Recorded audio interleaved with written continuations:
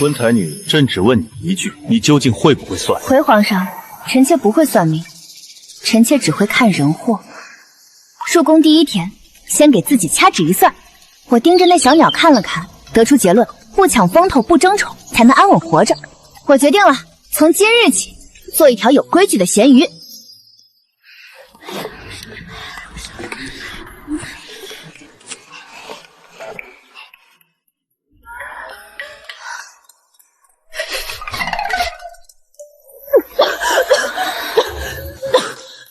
温氏，你怎么回事？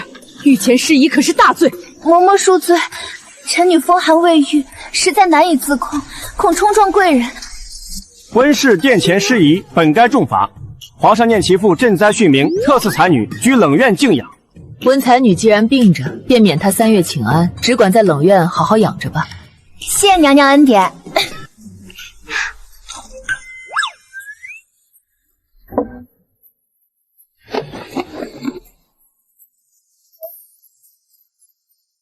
主子，你好歹也是个才女，御膳房那些拜高踩鄙的奴才，怎能让您日日吃这个？能吃就行。后宫吃的太好，容易被人惦记。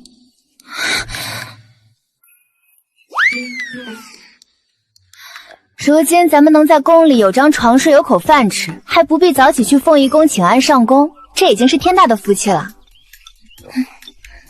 父亲做政务时，最怕下面人在粮药账上做手脚，所以常把我拎在身边当小尾巴。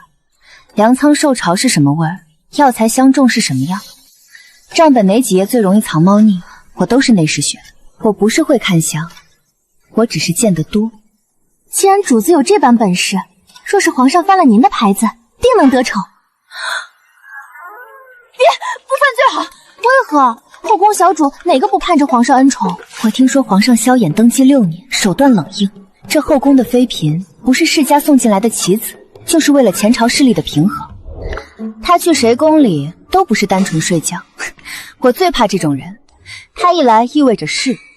那主子您好在皇上膝下也有2位皇子，几位公主，储位不至悬空。我这种没背景的才女更没必要往前凑，而我不想有事，我只想睡觉。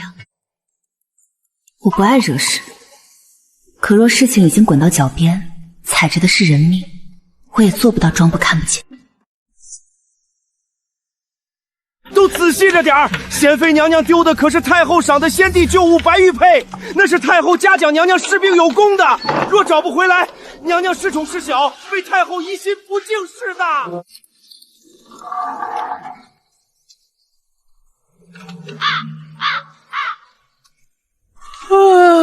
别吵了，看看景琰第3块砖底下。主子，您快别乱说话了。真的，第3块砖缝边有一圈腥泥，方才西边又飞来2只灰雀，一只挺景琰，一只啄砖缝。玉属土，白色应稀，丢东西的人心急，最爱藏在半径不远的地方。你们挖一下，不亏。敲砖！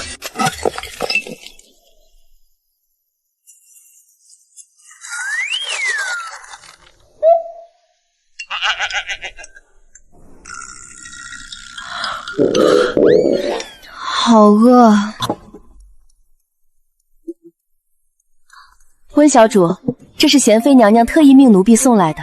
娘娘说今日多亏了小主指点迷津，替我谢过贤妃娘娘。主子，咱们终于有像样的东西了。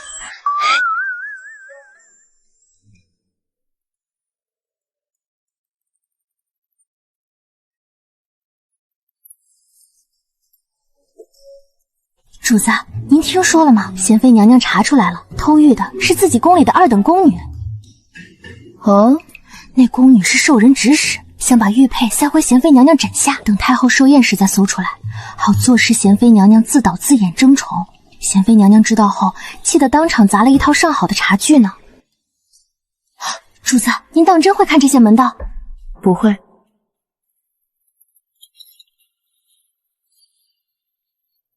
那您怎么知道玉佩藏在那儿？那砖缝边有稀泥，井边的人都看井底，没人看脚边地面。那灰雀呢？编的，总得说得像那么回事，他们才愿意挖。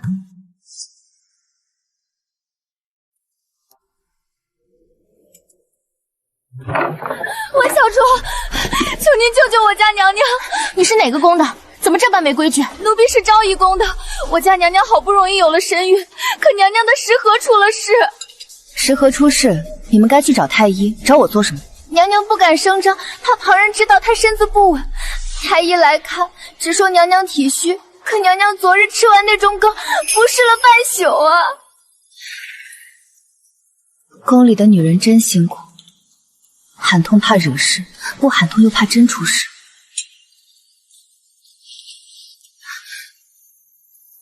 走吧，带我去昭仪宫。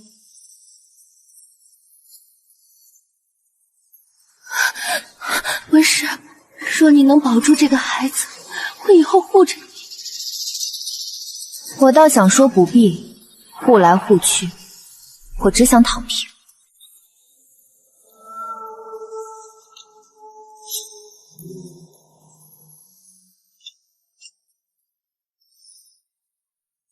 这山楂蜜饯是谁送的？仙妃。陆金汤呢？内务结案立天的。那羊乳缸？小厨房。单独看，谁都不至于担责。可你胎相本就不稳，若日日空腹先吃甜腻的羊乳羹，后吃酸的山楂蜜饯，再进造补的鹿金汤，这三样叠在一起，足够折腾的你腹痛现红。就像3个人推同一扇门，每人只用一点力，门还是倒了。那我该怎么办？你把这些都停了。让小厨房换成清粥、蒸蛋、温水。从今日起，所有入口的东西必须留量。娘娘，查出来了，是小厨房一个管火的宫女。太医复检后也认了，这确实不是毒，是拿体虚做刀。她为何要害我的孩子？谁问都查不出一味毒。让娘娘每日先喝羊乳羹，再吃山楂蜜饯，最后喝鹿金汤。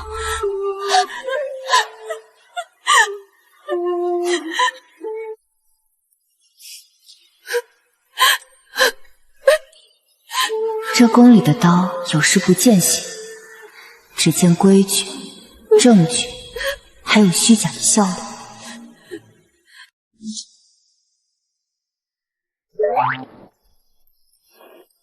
温小主，娘娘近日身子不适，请小主过去瞧瞧。实在不巧，我这风寒未愈，恐过了病气给娘娘，还请姑娘代为谢罪。温小主，娘娘实在头疼的厉害，还请小主移步。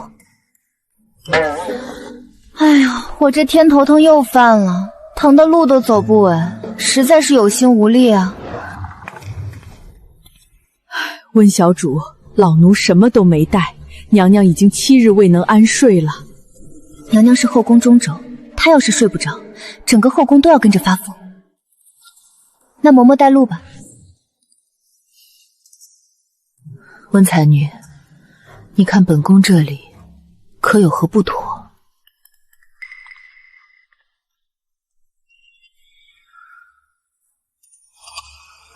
把这旧香囊取下来。温小主，那可是太后娘娘亲赐的。太后赏的是心意，不是让你们把人舞到生霉。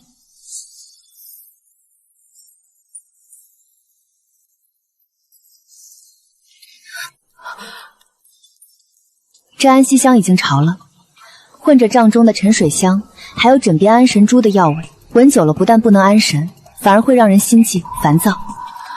这窗户每日需开1刻钟通风，炭盆也挪得太近了，娘娘不是睡不着，是闷得喘不过气。老奴是怕娘娘着凉，这才……你们把这凤仪宫舞得像个蒸笼，人能睡着才怪。主子，如今皇后、贤妃、昭仪都欠您人情，您是不是马上就要红了？不，为什么呀？旁人求都求不来的恩宠，您怎么还往外推？太早起，红了就要早起去凤仪宫请安。我命里不宜早起。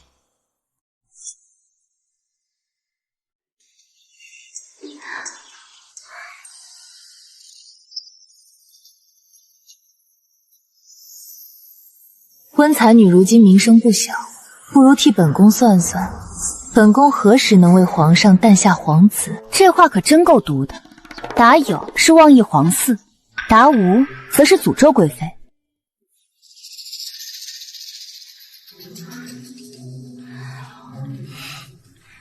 娘娘，您先停了做胎汤吧。你胡说什么？你眼下浮肿，指甲根发暗，像是滋腻药喝酒了的样子。香囊里又塞了陈皮压苦味，您的坐胎汤里多了味凌霄花，少量活血，久无伤身。您再喝3个月，别说皇子，月事都要乱。你怎知本宫喝坐胎汤？汤里有实地，您香囊里又放了压苦味的陈皮，不难猜。回宫！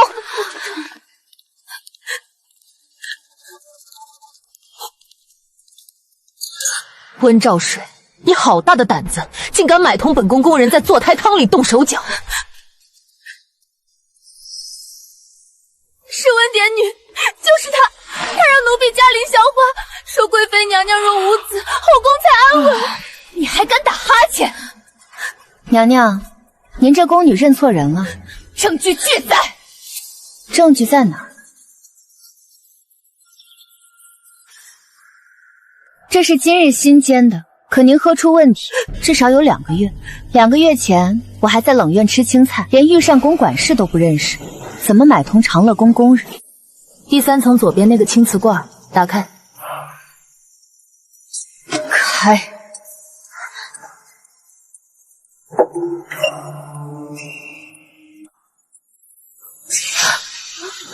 这花受潮结块，不是近日放的。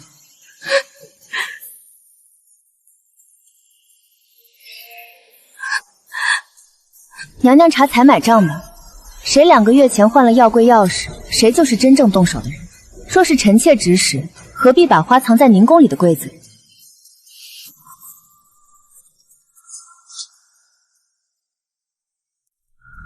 银枪竟然是谢家送进来的人，我万万没有想到，最后对我动手的竟然是我的至亲。谢家怕我有了孩子野心太大，也怕皇子外加权重引皇上催我争宠，暗地里却断我子嗣。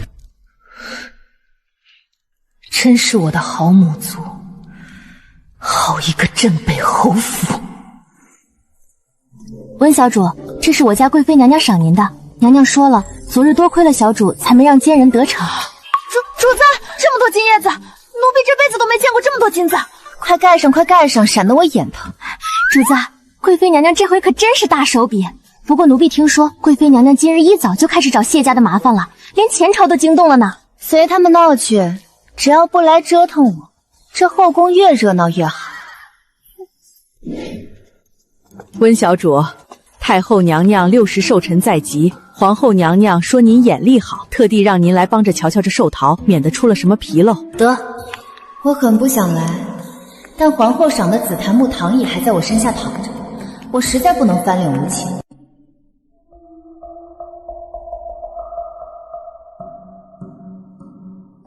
停，别送了。温才女，这可是给太后娘娘的寿桃，内务府筹备了整整2月，您可不能乱说啊！正因为是给太后娘娘的，才绝对不能送。你们自己看，这里面有淡淡的灰线，这不是坏透了，是面粉受潮后发霉，又被糖香压住了。太后年纪大了，吃下去轻则腹泻，重则高热。这面粉是宫外新换的供货铺子送来的，下官这就去查。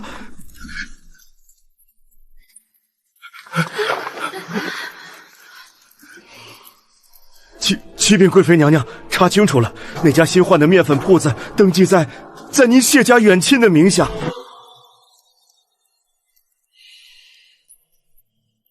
好啊，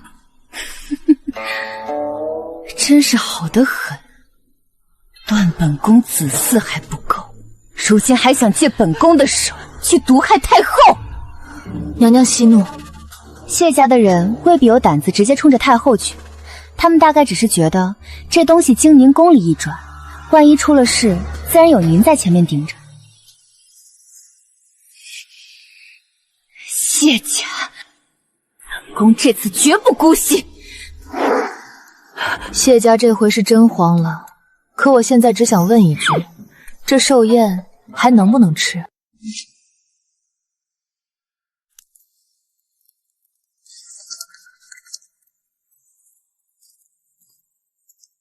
臣妾才女温氏参见皇上。你会算命？回皇上，臣妾不会。那为何每次都能说中？臣妾只看人祸。人祸？玉佩不会自己钻进砖底，食盒不会自己相克，香囊不会自己发霉，寿桃也不会自己挑谢家铺子买面粉。你倒诚实。皇上问话，臣妾不敢骗人。其实我是怕骗的越多，麻烦越多，火也越多。那你看朕这里可有人祸？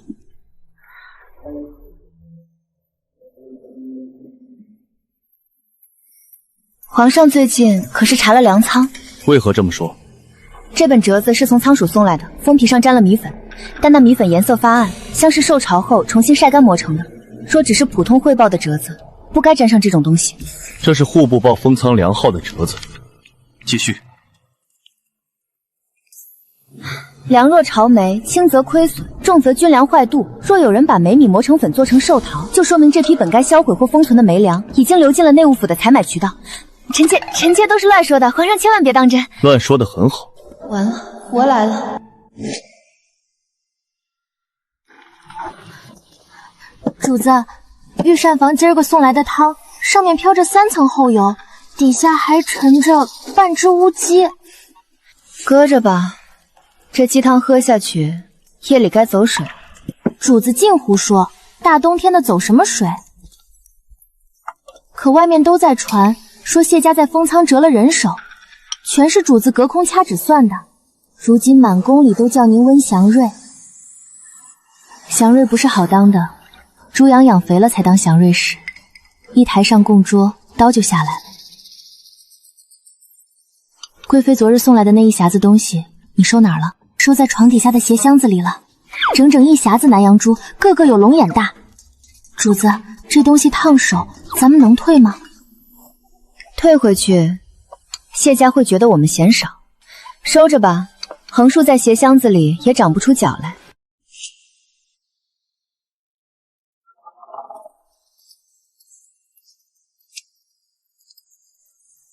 御膳房倒是会见风使舵，前些日子给你的还是豆腐青菜，如今倒舍得下乌鸡了。娘娘若是不嫌弃，一并喝点儿。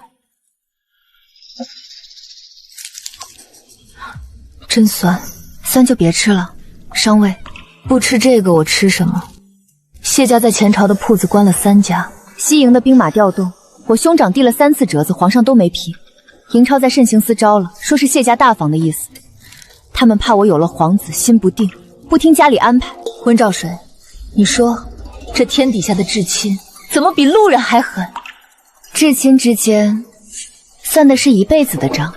娘娘在宫里顶的是谢家的名头，拿的是皇上的恩宠，在他们眼里，您不是女儿，是一根能挑起谢家前程的扁担。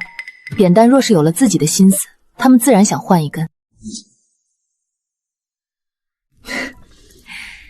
一根扁担，我还以为自己是长乐宫的主子，主子不主子的，看桌上有几碗热饭就知道了。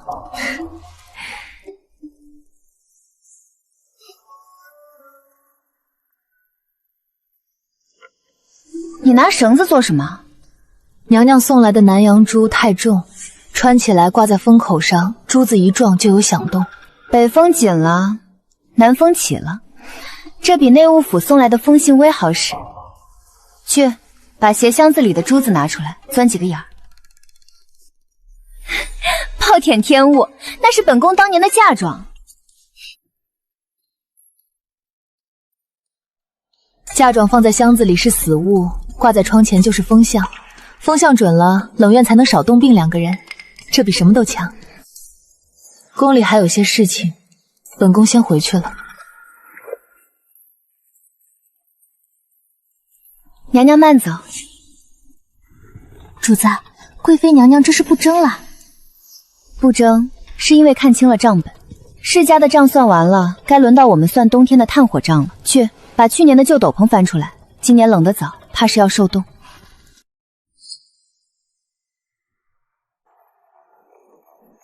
温小主，德妃娘娘宫里的红罗炭有些不够使，想问问您，这冬至后的北风还要刮几天？温小主，贤妃娘娘丢的那只哈巴狗，您瞧瞧是在东边还是西边？回去告诉德妃，北风再刮3天就转南，炭火省着点儿，炉子别点太旺。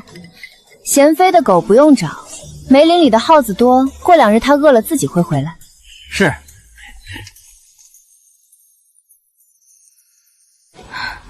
主子，您再这么算下去，钦天监的官儿该来找您拼命了。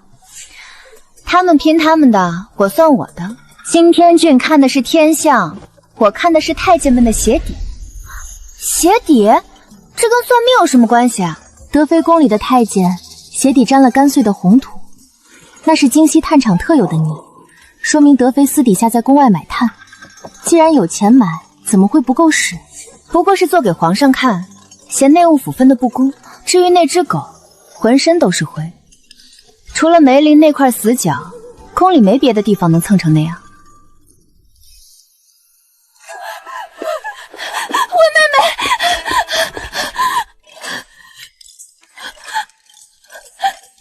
救救我的孩子！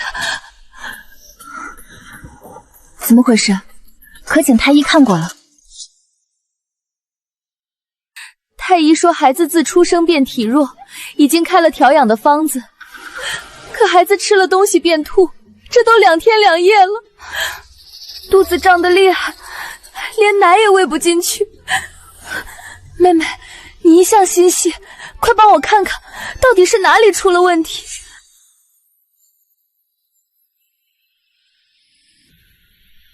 除了一股淡淡的奶腥味，还有一股油腻的荤腥，其中似乎夹杂着一丝极淡的甜酒气。公主平日里只吃你的奶。回昭仪，回小主，公主平日里都是奴婢照料，奴婢日都是按规矩吃喝，不敢有一丝懈怠。你昨儿个究竟吃了什么？回小主，吃的是内务补配的鲫鱼汤，还有1碗炖猪蹄。说实话，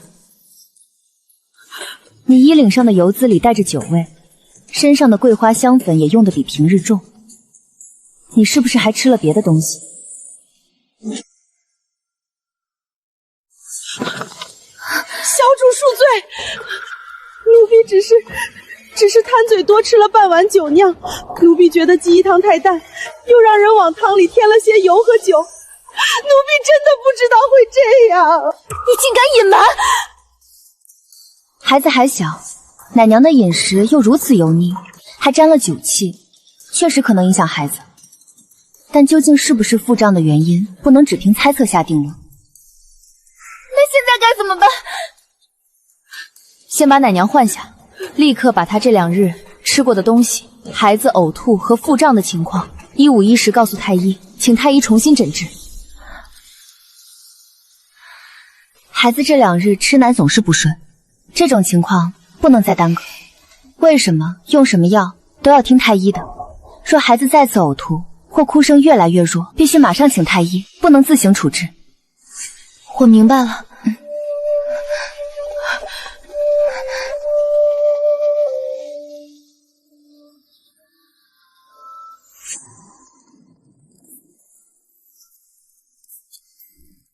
韩昭仪那边来报，小公主已能正常吃奶，太医说无碍了。孩子没事便好。朕还听说你今日在冷院查清了一桩事。臣妾不会查案，只会看账。奶娘每月的利银只有5两，上个月却私下欠了10两银子。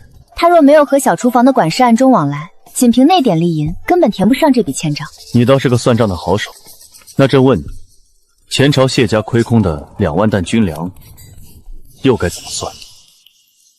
陛下，前朝的账太重，臣妾这冷院的秤小，撑不起。臣妾眼下只想知道下个月的炭火能不能按时送来。朕手里的大事再多，也不如你这半个红薯来的实在。奉天承运，皇帝诏曰：才女温氏，书慎性诚，克勤克俭，特进为温婕妤，仍居冷院偏殿，以招恩眷。钦此。臣妾谢陛下隆恩。这下麻烦了。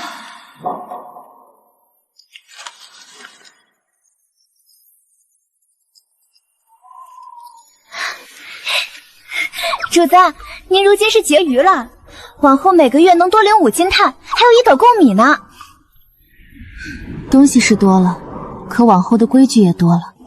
从明日起，我便要去凤仪宫请安。这么早便要去吗？婕妤是正6品，按宫中规矩，逢5逢10，寅时3刻便要到凤仪宫偏殿候着。寅时3刻，天还没亮呢。所以说，这多出来的炭火和贡米也不是白领的。温婕妤今儿个来得倒早，臣妾位卑，不敢让各位姐姐久等。听闻你在冷院发现了奶娘饮食有异，如今倒成了宫里的红人了。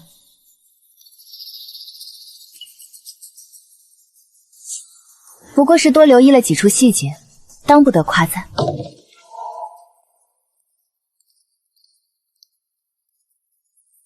各位主子，皇后娘娘昨儿个夜里咳了血，今儿个的上会便免了，大家散了吧。温婕妤，你等等。德妃娘娘有何吩咐？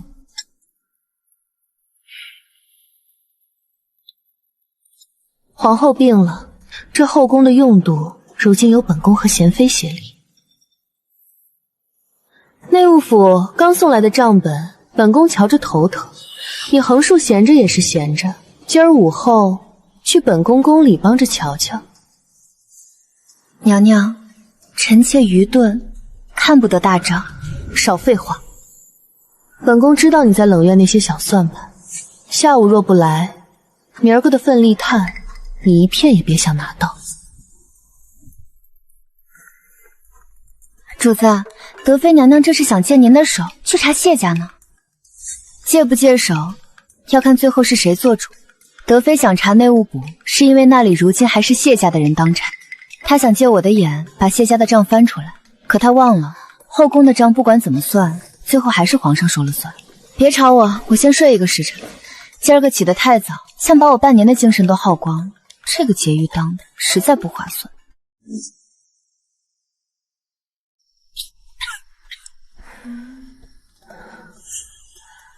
德妃正代掌公务，你有话不先同她商量，怎么倒找到本宫病榻前来了？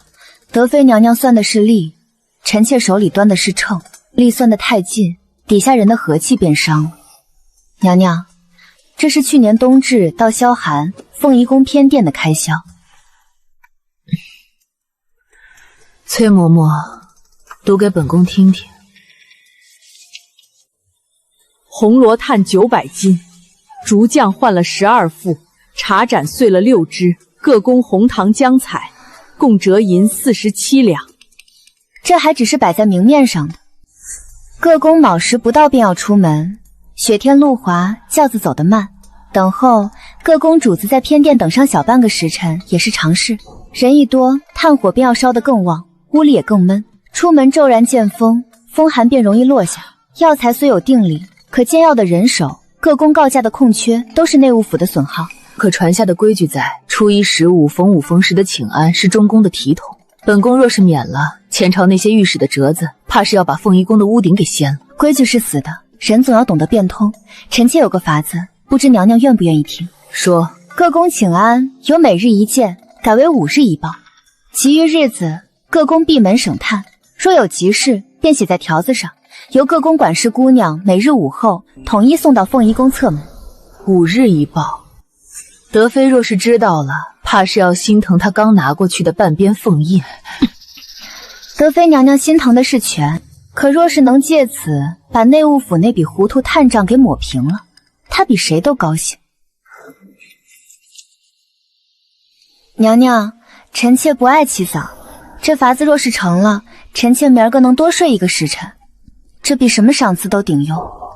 退下吧。崔嬷嬷，去把德妃和贤妃叫来。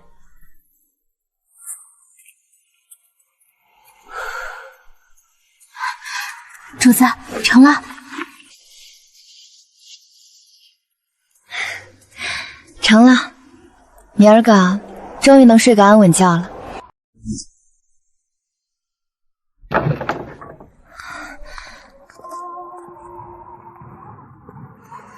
周嬷嬷，温婕妤，宫里传下来的规矩，怎么到了你嘴里变成了节省炭火的由头？嬷嬷一早从太后宫里赶来，想必是为了凤仪宫免去晨间厚礼一事。太后娘娘今早听闻此事，连早膳都少用了些。后宫是天家的体面，若连晨间请安都能随意免去，往后的规矩还如何立得住？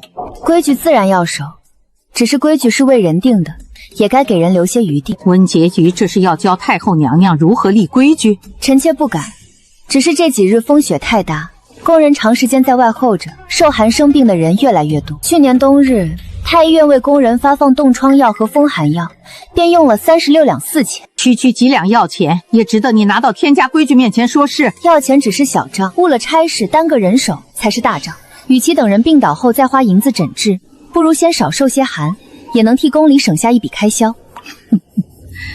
温婕妤倒真会算账。臣妾只会算些实在账。边关将士的一件冬衣不过8钱银子，若能将不必要的耗费省下来，便能多添几件冬衣。太后娘家正管着冬衣采办，你如今连前朝的事也要过问了？臣妾不敢过问前朝，只是周大人既管着冬衣采办，想必比臣妾更明白，银子花在实处才真正有用。温婕妤，你的手未免伸得太长了。臣妾的手短得很，连冷院漏风的窗子都顾不过来。臣妾只求该省的地方省下，该守的规矩守住。今日是臣妾免去晨间厚给的第1日，若嬷嬷没有别的吩咐，臣妾先告退了。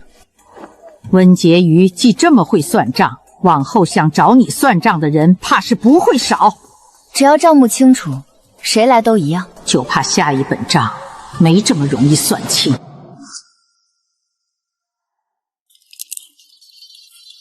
温婕妤，你看看这小厨房的账，本宫才代管半个月，耗用竟比上个月多了30%。娘娘先消消气。半个月里，各宫报上来的鸡鸭鱼肉人参花，足足多花了800两。他们不去凤仪宫请安，倒全在自己宫里开小灶。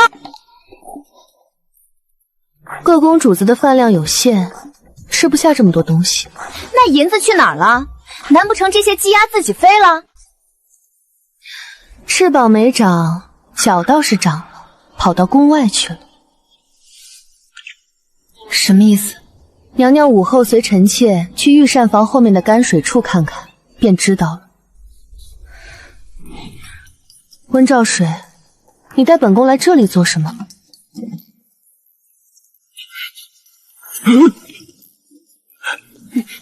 见过德妃娘娘，见过温主子，这些都是各宫剩下的膳食残余，正准备运出宫去。打开看看。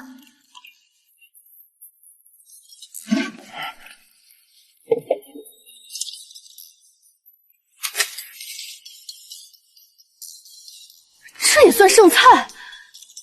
娘娘，各宫虽然免了晨间请安，但膳食依旧按例供应，许多菜肴送进去后并未动用，最后被直接撤下。所以这些东西，御膳房有人将这些未动过的膳食私下转卖，表面上是各宫耗用增加，实际上银子都流到了宫外。这半个月多出的800两就是这么来的。一日一点，积少成多，1个月下来，刚好对得上账上的亏空。御膳房的人好大的胆子！娘娘先别急，你还想替他们说话？臣妾不是替他们说话。若只处置一个管事，底下经手的人还会换个法子继续做。源头，这条账要从源头查清。臣妾有个办法，不必大动干戈，也能把这个窟窿堵上。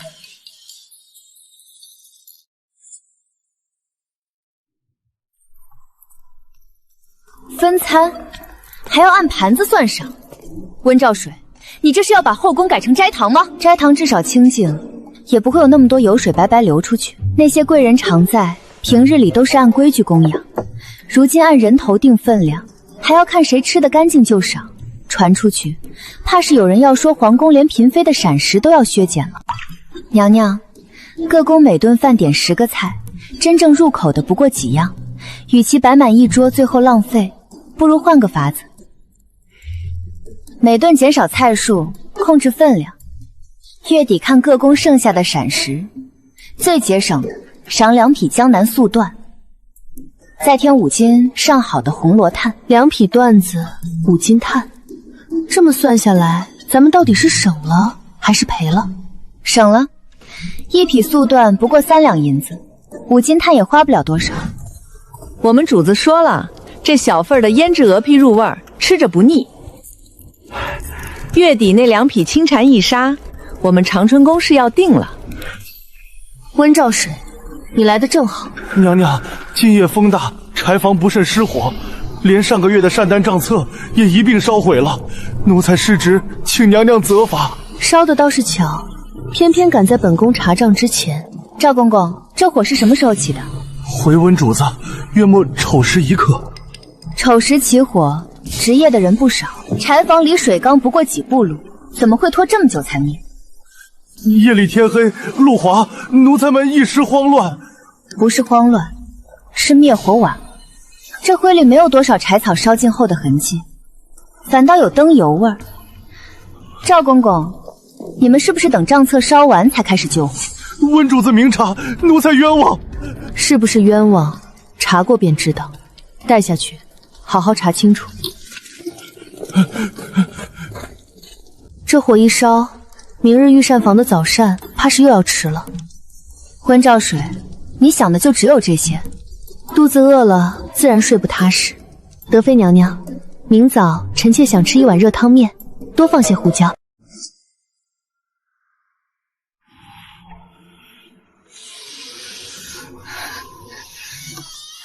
别擦了，这天水刚洒下去就得结冰，你是想摔我，还是想冻自己？小主，奴婢不冷，奴婢能干。小主别看，脏了眼。手废了，连地都扫不成。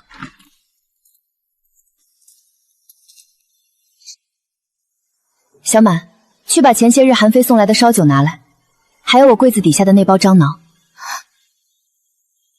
小主，那酒是韩妃娘娘给您的，就这一小坛。人不暖，药酒有什么用？快去！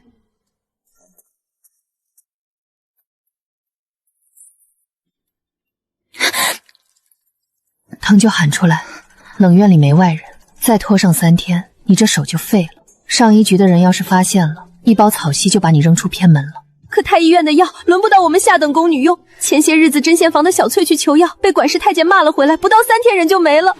命分贵贱，可这冻疮不分。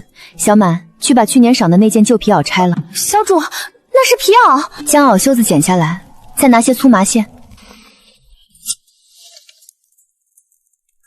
小主，您怎么还干这个？我以前跟着父亲去过边关，冬天百姓把兽皮裹在脚上扫雪，人要快活不下去，什么法子都要想。大是大了些，但保暖。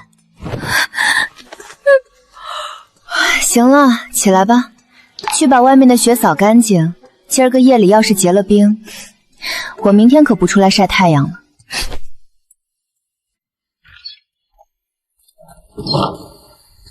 小主，您今儿个救了他，明天怕是所有宫女都要往冷院跑了。跑就跑吧，这高墙里最怕的就是没人气。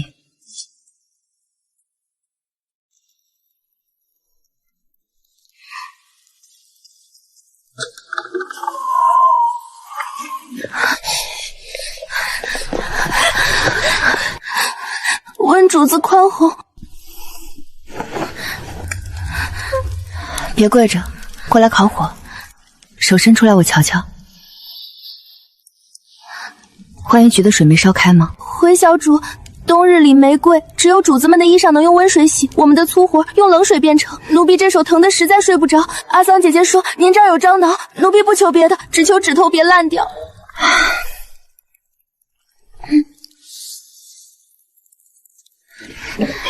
一人喝一碗，暖暖肚子。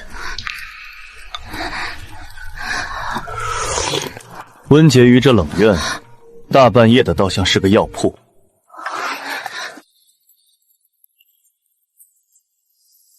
见过皇上。免了。你们是哪个局的？回皇上，奴婢是浣衣局的。半夜私闯嫔妃寝殿，该当何罪？陛下，天冷，喝口姜汤暖暖。臣妾这冷院不算寝殿，顶多算个药铺。药铺里有病人来，不算私闯。朕赏你的东西是给这些丫头喝的，糖是进臣妾嘴里。至于这姜，是前些日子韩妃娘娘送来，臣妾用今日新收的雪水煮的，不值钱。陛下，这红薯在炉灰里暖了半天，皮焦肉紧，入口是硬了些。陛下若是不嫌弃，不妨就这姜汤吃，虽不好看，却顶饿。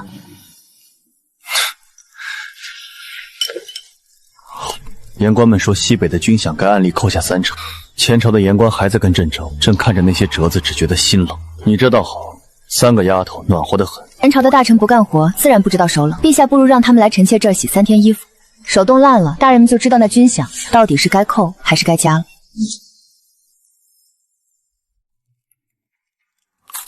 硬。陛下，这饼子面和得干，搁在炉子边烘了一夜，能不硬吗？不过这饼子顶饿，吃一块顶半天。朕的江山要全靠这饼饼顶，朕的阁臣都该去吃草了。你放了多少舌头都木了。不辣不顶用，冷院这风是直接从北墙缝里刮进来的。陛下要是觉得辣，贵妃娘娘那里的参汤可是用文火煨了3个时辰。长乐宫全是谢家的折子，朕喝着烫嘴。那陛下就多嚼几口这面饼子，面饼子既不会要官，也不会要银子，干干净净，嚼着踏实。朕昨天批了兵部的折子，共计30万两的军需，可朕这心里总觉得不踏实。每件袄子用3斤新棉，1匹粗布，折合银子1件是9钱，30万两能做30多万件袄子。北境驻军1人2件，刚好够分。账是这么算，可银子经过那么多手，温兆水，你跟朕说实话，这30万两最后能落到兵卒身上几钱？父亲当年在边州赈灾，朝廷拨了10万担粮，到了地方，米里掺了1半的沙子和煤谷。管事指着烂稻草说这就是今年的新粮。一怒之下，父亲把管事捆了。可第2天，父亲就倒在了赈灾的路上。朕知道温钦是个好官。陛下，将士们在寒风里握着铁枪，若是手烂了，枪都拿不稳，仗还怎么打？这仗，陛下比臣妾会算。朕明白了。陛下明白了就成。时辰不早了，臣妾要睡了。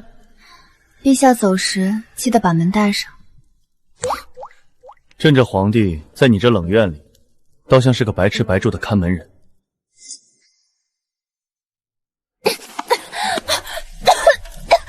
主子，快别睡了，走水了。没走水，是炭不对。小主，这炭是内务府今天送来的，奴婢生了半天火都生不旺，好不容易点着了，就直冒黑烟。这不是红罗炭，这是渗了泥沙和煤粉做出来的废物。这要是睡一宿，明天早上人就得硬了。小主，您这有湿帕子吗？我们屋里实在待不住了。去把衣裳撕了，沾水捂着鼻子。大家都上院里站着，屋里不能待了。温婕妤，您这冷院也是这般光景。本以为我那儿是次等的，没成想连温祥瑞你也分到这种东西。徐美人那里的炭也是这般熏人，可不是嘛？本想去找德妃娘娘评理，可人家来的是正经的红罗炭，无烟无味。小满，奴婢在。把这块没烧完的炭收好了，再把熏倒的宫女名字一一记下。小主，内务府的事情咱们管得了吗？他们把好炭倒卖了，拿这种东西来糊弄咱们。冷院的风大，可却害不了人。可那些在暖阁里的小姑娘，夜里要是遭重了，谁能救得了他们？温婕妤，你可别胡来！内务府的总管可是谢家大房的表亲，表亲也是人，是人就得算账。这笔账我非得算个明白不可。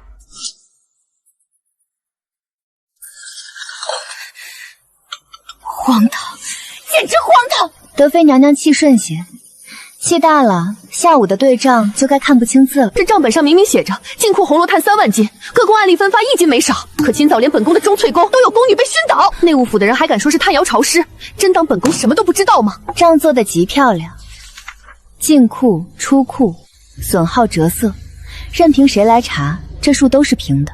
可娘娘，您瞧瞧这儿，运炭车夫马草折号草鞋换发，运炭的车夫劳苦，内务府给发几双草鞋，喂几捆马草，这有何不对？可账上写着10辆车运了3万斤炭，可却在路上走了整整10天，车夫每人3双草鞋，可马草多织了60捆，这有什么问题？大雪天路滑，走得慢些也正常。娘娘，炭山离宫里不过30里路，就算是大雪封山，车夫来回最多3天，3天路程的车为什么要领10天的务虚？京西的炭山是谢家的买卖，要现银结算，而京南却堆着各大黑窑烧剩下的废料，不要钱，只要去拉就行。去京西来回3天，去京南在京郊仓库里把侦探和废矿渣调包，重新压磨风干，刚好需要10天。你是说他们根本没买京西的炭，而是拿废料顶替，然后把原本的好炭给倒卖了？对，这一来一回3万斤红罗炭，按宫外的行市能卖1500两白银，而拉废料顶多花个50两，剩下的1450两全落进了内务府总管和谢家大房的口袋里。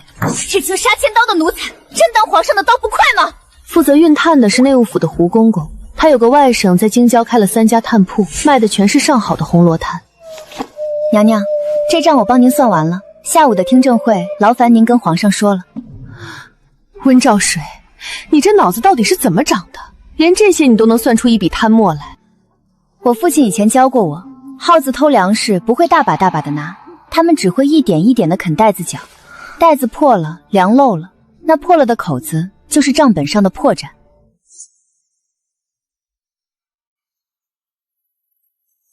皇上明鉴，今年雪大，炭窑受了潮，送进宫的炭货才带了烟，奴才就是有天大的胆子，也不敢误动各位主子啊！温婕妤，你来说。胡公公说炭受了潮，臣妾倒想请教，怎么进了水的炭倒比干的还重？潮的炭吸了水，自然是重的。那好，小马把盆抬进来。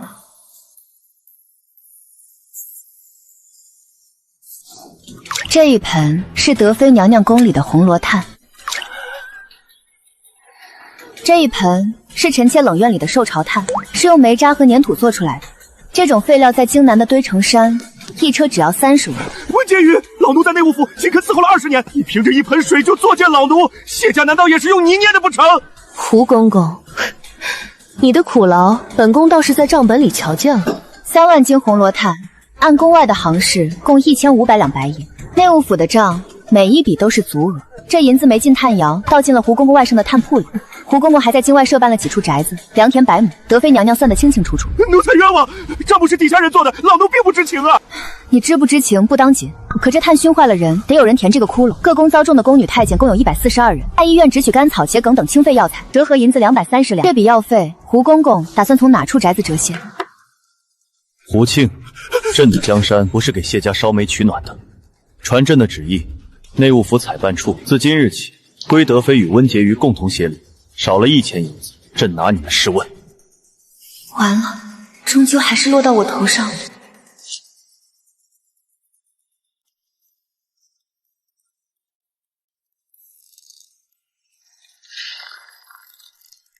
小主，您泼这么多水，明天早上院子可就成冰场了。冻成冰，明天早上省得扫地。您就折腾吧。今天下午，内务府的人把胡公公的宅子给抄了，听说抄出来不少谢家的来往信件。那谢家大房如今在兵部，怕是要疯了。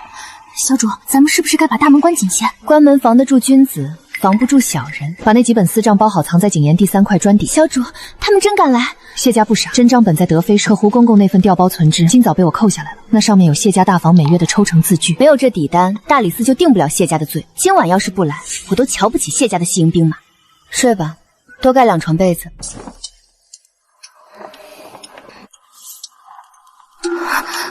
小主，动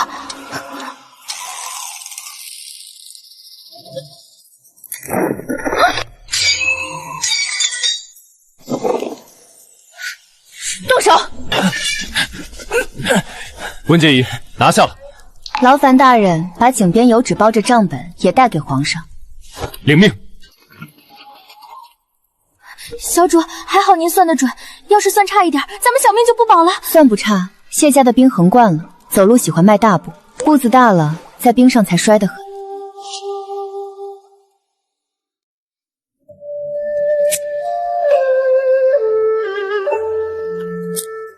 娘娘，这栗子是昨天贤妃送来的，在火盆灰里温一温，甜得很。昨晚的刺客招了，谢家也被抄了。我兄长在兵部的职位丢了，大理寺从谢家的庄子里搜出了3万石陈粮，那本该是前年调往西北的军粮。温兆水，你这一盆水倒真是洗出了一座金山银山来。不是臣妾洗出来的，是谢家自己堆出来的。粮食放在仓里，每年都有损耗，陈粮换新粮也是规矩。可他们不该用发霉的陈米做太后的寿桃，更不该在边军的冬衣里塞旧絮。人活不下去是要造反的。从前只当自己是谢家在宫里的脸面，他们宠我，金山银山往长乐宫里搬，如今才明白那些奇珍异宝底下垫着的全是边军的骨。娘娘那3年的坐胎药里有一味凌霄花，少量活血，喝久了子嗣便难留。这是谢家大房的意思，他们既要一个听话的贵妃，又怕您有了孩子，皇上便会对谢家动手。后宫里的女人在他们眼里从来都不是人，是物件。皇上今天早朝拟了旨，谢家大房3房充军北境，余者为平民。至于我，长乐宫我是不想待了，今后我便去太后宫里侍疾，守着沐浴和年珠，倒也清静。侍疾好，太后宫里的叶子牌做得大，娘娘都陪着玩玩。太后一高兴，谁也不敢扣娘娘的利银。甜吗？甜。小满，小主，小满在呢。去跟皇上说，臣妾病了，这仗谁爱看谁看，我要睡觉。小主，皇上早料到您会这么说了。皇上说了，娘娘若是病了，荷花酥，明天御膳房的荷花酥就改送去凤仪宫。这药小主还吃不吃了？吃，怎么不吃？这日子真是一天比一天难混了。拿进来吧，崔嬷嬷守在外头，这屋里现在没旁人。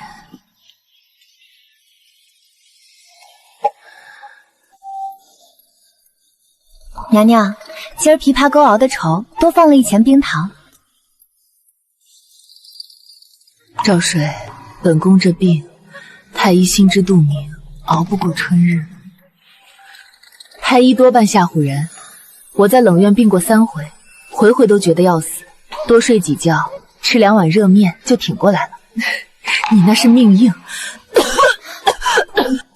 早就被这凤仪宫里的琐事给磨成细沙了。德妃整日盯着凤印，贤妃心思深，韩昭仪只顾着孩子，至于外戚，把大梁的国库装进自家兜里。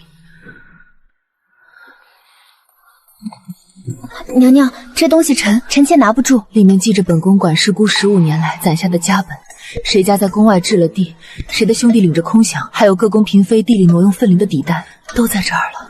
臣妾只是个婕妤，本宫知道，可这宫里只有你拿着，本宫才放心。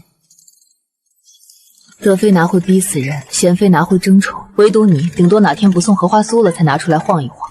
臣妾不爱惹事，本宫就是看中你不爱惹事。这后宫不是画上的亭台林客，是一间漏风的账房。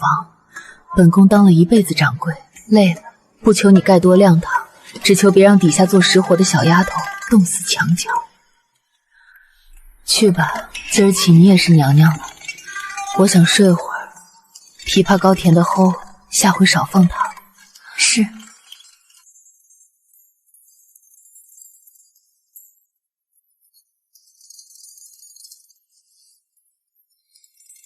这天终究是皇后娘娘薨逝，作死！皇后丧礼只拨300匹白布，各宫校服校幔哪样不用布？你们是不是嫌本宫代管不中意作践？娘娘息怒，温娘娘说，往年按人头领不许多支1尺。温兆水，皇后的丧礼你也要扣这几尺白布？300匹够了。臣妾算过，凤仪笑完招魂幡统共240匹，剩下60匹被这粗使太监弄坏，这数尽够了。往年丧礼支1000匹，那多出来的700匹，多半是进了内务补太监在宫外的党铺里折了现银。温娘娘，这可是国丧，要讲体统。太后娘娘说了，州府要送60位女乐进宫守灵，这校服车马自然得那天拨银子。郡夫人，太后娘家大房在京郊3家炭铺，今年冬至赚了3000两，大理寺正查着。州府女乐进宫，一人一顿饭折合银子3跑，60人守灵7殿，光脚骨120两。这银子是州府出，还是记太后立银账上？你小满，把今儿个各宫领的物件都在牌子上写清楚。善无。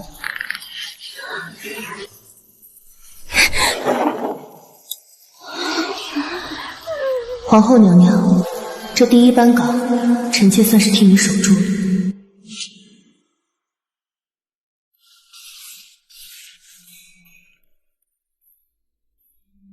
温兆水，你这是暂管六宫，还是带头躲伞？本宫入宫10年，还从未听过嫔妃不用给皇后请安的。皇后轰了，去凤仪宫跪着，难不成给空椅子磕头？嫔妃一早花枝招展，在偏殿等大半个时辰，除了冷嘲热讽，能办成什么正经事儿？那是体统，是规矩。规矩是人过日子过的。各宫请安，每天点16盏灯，烧12盆红罗炭，一年早起这半个时辰，能省300两，省下的给女医房添2口药罐。那宫里要是出急事，也写纸上塞箱子。急事有进军太医院，琐事写条子丢进去，未时小满开箱，能办就办，不能办写明缘由退回，省得为包红糖吵半天。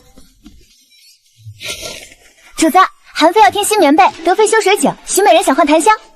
新棉被准，内务府取新棉登记。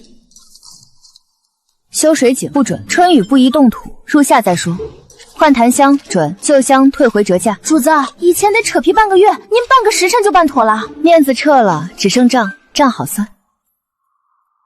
没人吵架，没人作妖，因为大家都忙着在屋里摸鱼。这日子才叫人过的日子。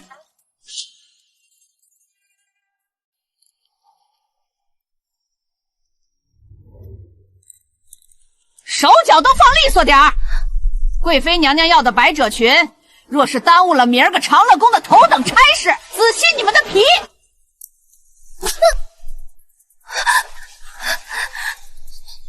干什么？这一匹酥缎值10两银子！来人，把这丫头拖到外头，今儿个晚饭谁也不许给她吃！陈嬷嬷，温娘娘，您怎么上这儿来了？这丫头手脚慢，老奴正教训规矩呢。这缎子是谁让裁的？回主子，是贵妃娘娘要的，说明儿市集穿。贵妃市集穿素服，用不上这葱绿裙，是你自己接的私活，给州府新常在备的吧？老奴不敢，都是按内务府的善单规矩做的。规矩？陈嬷嬷在针线房15年，第7条，你比我熟吧？第7条，功效不达，置物损毁，连责主管。这丫头赶了3日，眼都睁不开，你还克扣他们口粮，人饿晕扎坏缎子。按规矩，10两损耗，从你下月绿金扣。温娘娘，老奴是上宫局老人，犯错也该由上宫局发落。上宫大人一早去太后宫里对账，凤仪宫的印如今在我手里。小满，把陈嬷嬷名字从针线封勾了，年底禄两一粒不给，下午调去浣衣局扫地，那里地宽风大，省得你吃瓜子塞牙。温娘娘，你凭什么降老奴的职？凭这屋里的烂手，针线房即日起干2时辰歇一刻，谁再扎手坏缎子，新管事连罪。去浣衣局的路不用我抬吧？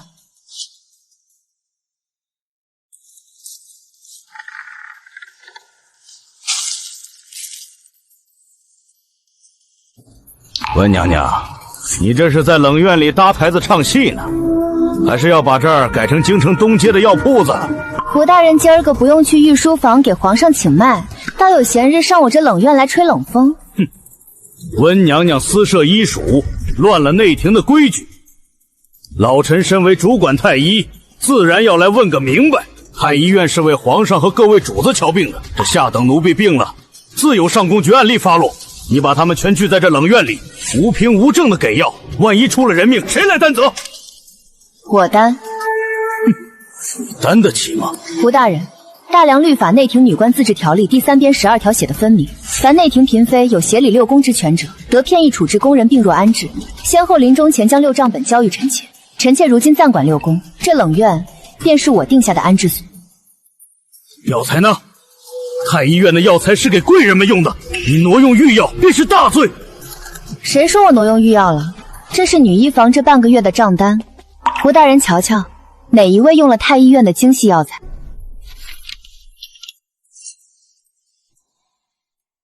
干姜10斤，折银3000；甘草5斤，折银1眼；樟脑2斤，折银5分；红糖3斗，这算什么药？对付冻疮和胃寒，这些够了。都是臣妾用每月莅临从宫外集市买的粗药，没占太医院1星半点的便宜。胡大人，臣妾算过一笔账，以往小宫女病死了，上宫局得发抚恤银子10两，再买卷草席，雇人抬出神武门。这1年下来，光是病死宫女的折损，就得花去内务府300多两银子。如今在臣妾这儿，1碗1分钱的姜汤就能把人治好，继续回去干活。大人，这账您觉得是省了还是赔了？你这是歪理！太医院治的是千金之躯，岂能与他们相提并论？他们不治好，谁来给大人们煎药？谁来给皇上扫血？大人，医房挂牌第1条规矩，凡宫女病嫁，不扣月钱，不经主位。主子们若嫌晦气，大可送来冷院，我们管饭，也管药。胡闹！简直胡闹！本官这就去皇上面前上折子，参你个擅权干政之罪。慢走不送。胡大人，明儿个风大，走夜路时记得喝碗姜汤，省得染了风寒。太医院连个给自己看病的人都没有。温娘娘，皇上的朱笔玉批到了。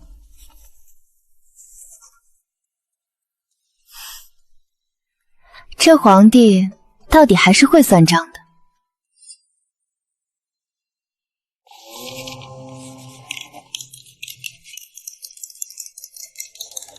温兆水，你过来瞧瞧这边，京城东街的猪肉如今是14文1斤，怎么到了内务府的采报账上就成了35文了？还有这鸡，宫外2吊钱能买3只肥的，宫里居然1只就要半两银子，真当本宫的银子是天上掉下来的？娘娘，内务府的折损算的是车马费、损耗费，1两银子里起码有8钱是折在路面上的。从东街到神武门，统共就5里，什么路要索掉8钱银子？本宫今儿个下午亲自让人去宫门口拦了运菜的车，把秤一称，好嘛，200斤的白菜账上记了350斤，多出来那150斤，合着是进他们自己的肚子了。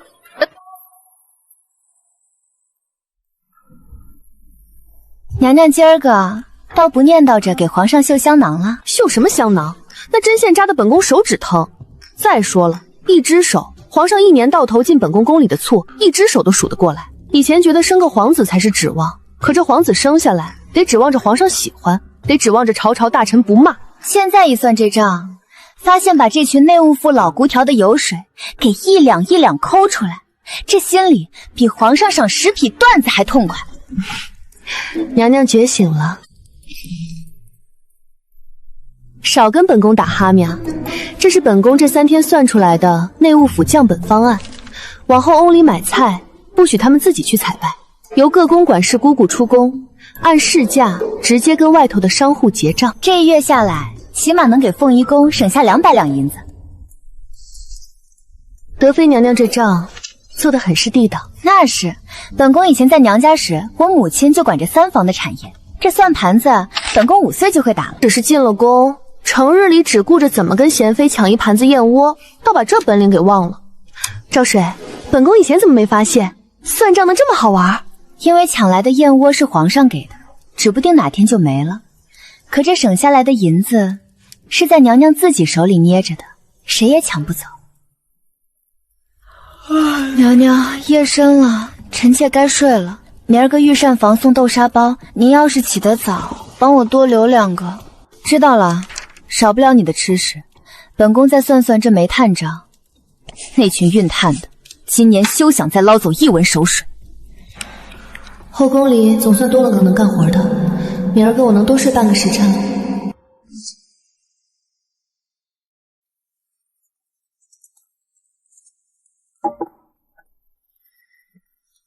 温娘娘，这是慈宁宫那头送来的参汤，给各宫主子挪出的孝心。周姑娘？哪位周姑娘？太后娘娘的内侄女，刚被太后接进宫来，抄经的周令仪周姑娘，周府送进来的，说是宗室女，规矩极好。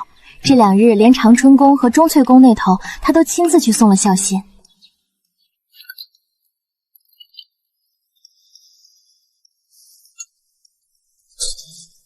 去倒杯温水来。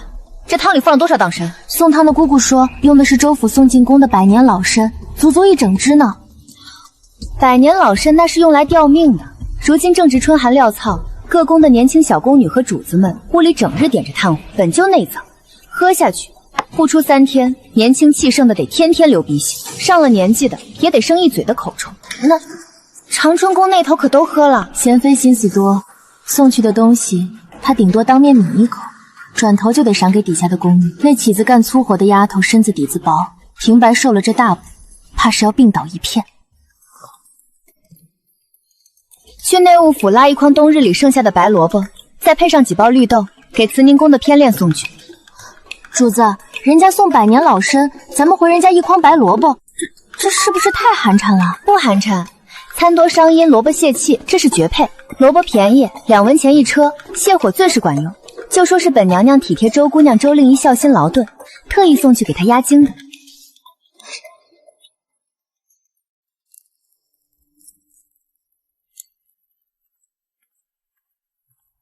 令仪见过温娘娘，令仪年幼不知药理，送参汤本是一片孝心，若有不当之处，还请娘娘宽恕。周姑娘周令仪起来吧。太后娘娘最近身子可好？太后娘娘一切安好，只是念着周家大房的事，心里总是不大松过。周姑娘周令仪送参汤是太后点了头的，您这1筐白萝卜送去慈宁宫，可是嫌周家的东西上不了台面？嬷嬷这话差了，周姑娘周令仪今儿个送参汤，明儿个若是再送点别的，内务府的采办账上可没这笔百年老参的记录。账上平白多出来这么多好东西，总得有个名目记在账本上。送1筐白萝卜，刚好能把这礼尚往来的账给做平了。冷院风大，周姑娘身子弱，早些回慈宁宫陪太后打牌吧。那白萝卜清热去火，晚上让小厨房熬个汤，对太后心口疼的宿疾最是受用。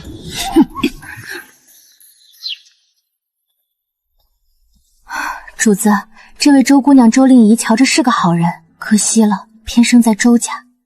好人在这宫里是活不长的。周家把她送进来，是为了填谢家留下的空缺，只是这算盘打得太响，连冷院的兵都震得慌。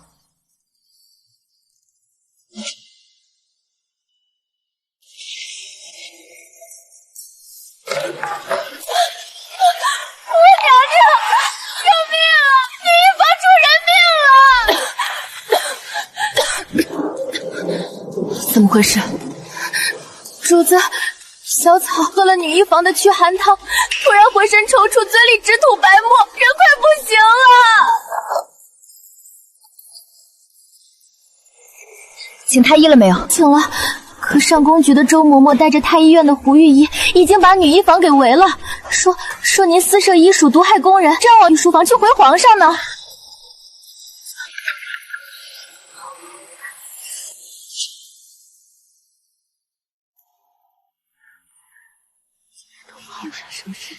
温娘娘，你瞧瞧你干的好事！这女医房开的方子分明是剧毒之物，这宫女喝了不到半刻钟，变成了这般状相。你还有什么话好说？胡大人，小草得的是胃寒，昨个女医房开的只是干姜和甘草，这2东西怎么会让人抽搐？药渣在这儿，老臣正要带回太医院细查。温娘娘，先皇后新辞，让你暂管6宫，你倒好，弄出这么个女医房来邀名卖直，如今吃死了人。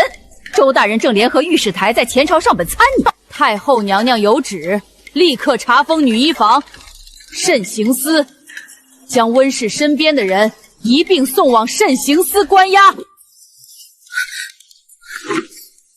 谁敢动？温娘娘，你这是要抗旨吗？太后的旨意是查封，不是拿人。这药是女医房煎的，药罐在这儿，药渣在这儿，小草的病案也在这儿。胡大人要查，就在这儿当着各宫管事姑姑的面查。若真是我女医房的药出了问题，不用你们动手，我自个儿去御书房跟皇上领罪。哼，好，那老臣就当着大家的面验一验这药罐子里的水。没变黑。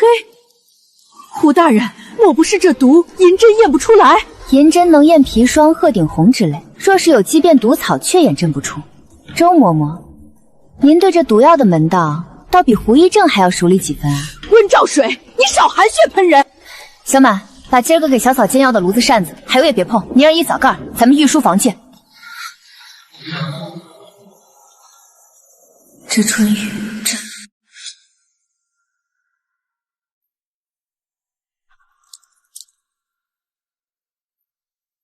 皇上，温氏在内廷私设医房，收买人心。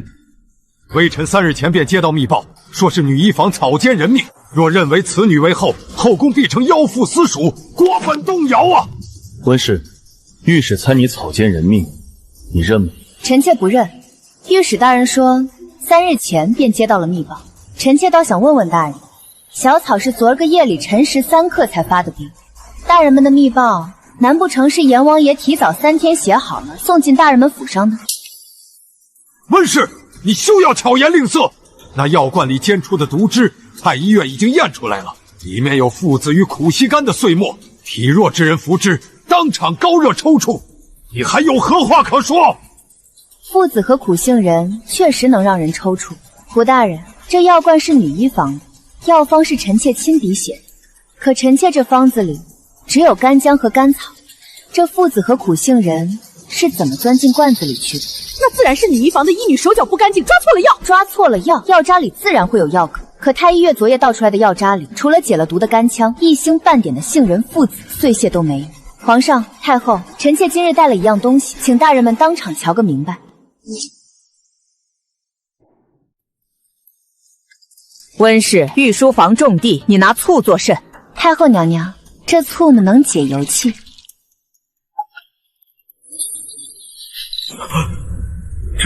这是附子油和杏仁膏。对，这药罐的盖缝里被人提前抹了秘制的附子杏仁油，这油遇冷成泥状，盖在缝里，谁也瞧不出来。可只要炉子一烧，药汤开了，热气一熏，那泥油便会化开，顺着盖缝一点一滴的滴进药汤里。小草体弱御寒，每天虚时准时去女医房煎药。周嬷嬷，昨儿个下午，只有你和上姑局的2个姑姑去过女医房的柴房，这药罐子的盖儿可是在你手里过了2遍。你胡说！皇上，奴婢没有，奴婢是伺候太后的人，怎么会干这种下作事？你没干，可你屋里的床底下那盒还没用完的附子杏仁膏，昨夜已经被本宫的人搜出来了。皇上，这是在周嬷嬷屋里搜到的，里面的分量刚好少了1成，与这盖子上的一模一样。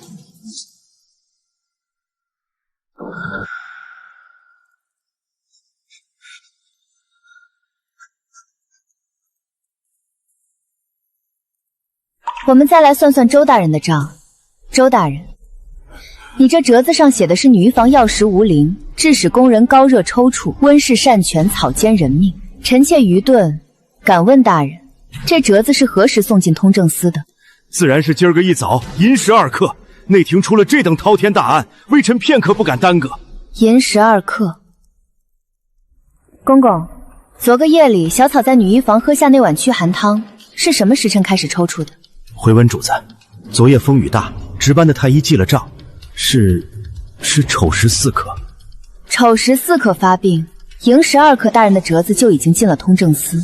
从女医房到御史台，中间隔着重重宫门，大人不仅在半个时辰内听到了风声，写好了这洋洋洒洒3000言的折子，还盖了印，加急送进了宫。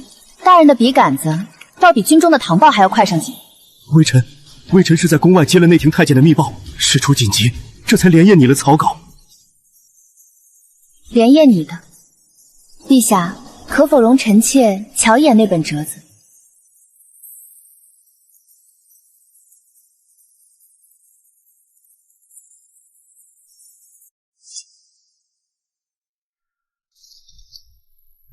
这折子上的墨用的是徽州新贡的铜烟墨，这墨落了纸干高了，闻起来有一股淡淡的冰片香。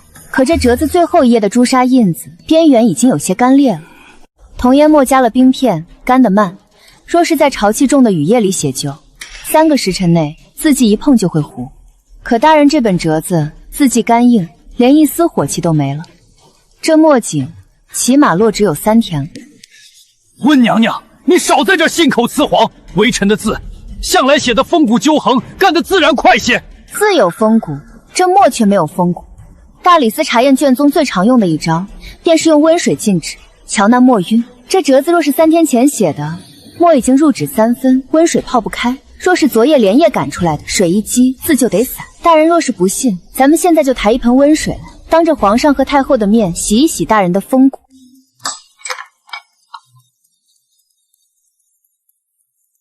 周婷，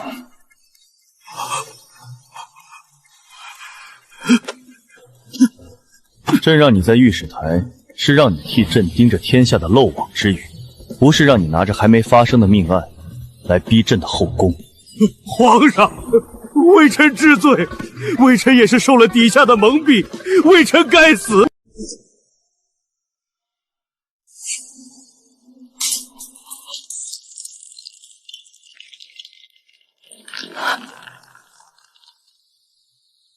太后，这博珠断了，倒是个不祥的兆头。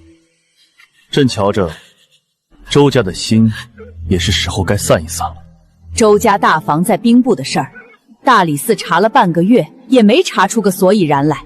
如今为了个下等宫女的病，倒要把周家3房也一并牵扯进来吗？一个宫女的命是不值钱，可周家今天能往药罐里抹附子油，明天是不是就能往朕的御膳里放鹤顶红？朕这江山是踩着白骨打下来的，朕不怕见血，可朕身边的人不能连喝一碗姜汤都得先称一称里面的毒粉。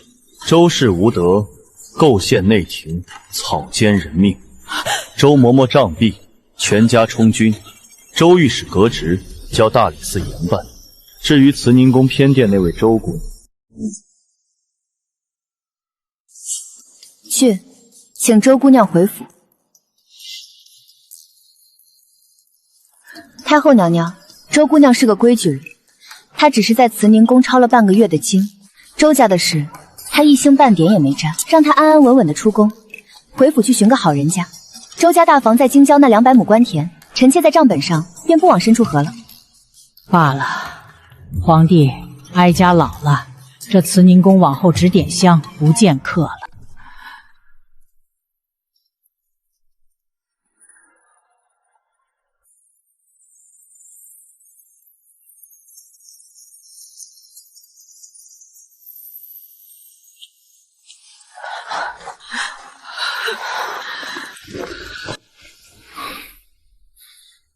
温兆水，你这一出，倒真是把朕的慈宁宫也给算空了。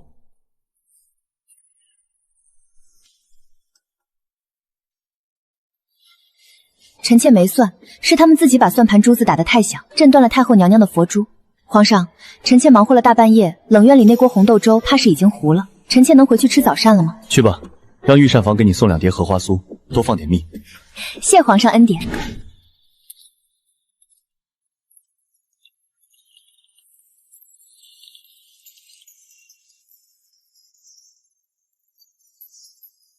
这后宫里的天总算是放了晴。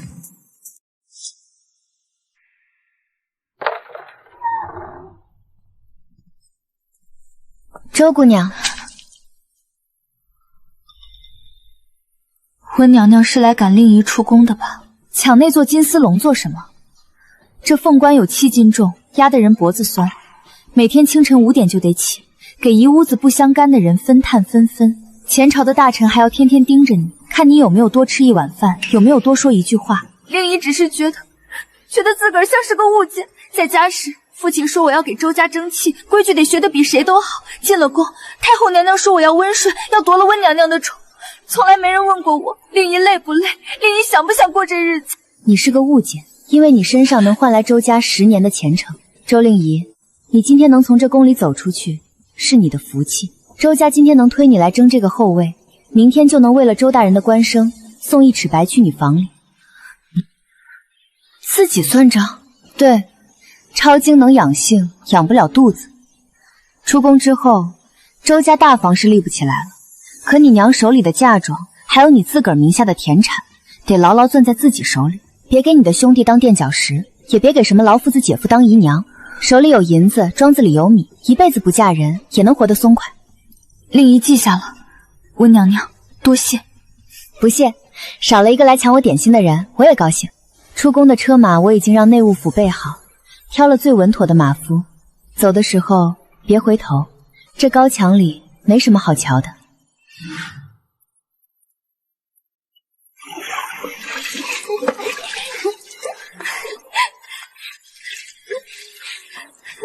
我知道这宫里的门往后他们能自己推开了。给温昭瑜娘娘请安，娘娘万福金安。长乐宫那头已经收拾干净了，地砖是用松碱水擦过3遍的，暖阁里的红罗炭也已经升上了。娘娘，咱们这边起轿挪地吧。林公公，长乐宫有多大？回娘娘，长乐宫是正经的正一品配殿，正殿5间，偏殿6间，后院还有一处引了温泉水的小池子。伺候的姑姑太监，内务府拨了36个，个个都是手脚利索的。小满，你算算，36个人一天的脚骨要多少银子？回主子，按内务府下等奴婢的例，1人1天2升米1钱荤腥银子，36个人一天就是1斗6等米3块6钱银子，这还不算换季的衣裳、生病抓药的折损。冷院偏殿统共就2间屋，我和小满外加扫地的阿桑3个人一天2盆炭就够了。要是搬去长乐宫，为了面子，正殿偏殿都得生火，一天起码得耗掉30斤红罗炭。公公，这笔账你帮我做平了。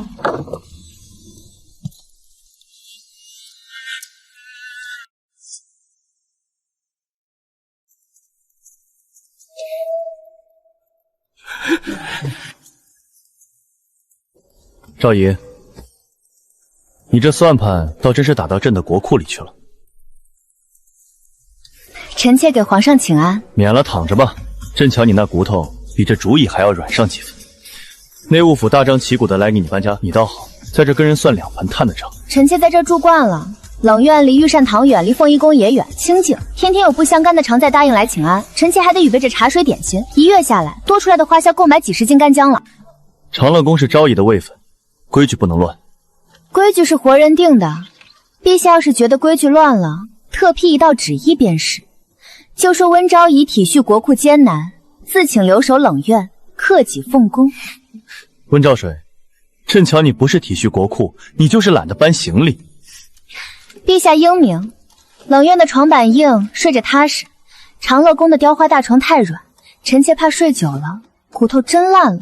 依你仍居冷院，不过下个月的荷花酥，内务府若是敢克扣1两，臣妾谢主隆恩。这一步搬家，又省了收拾屋子的力气，这昭仪当的倒也不算太亏。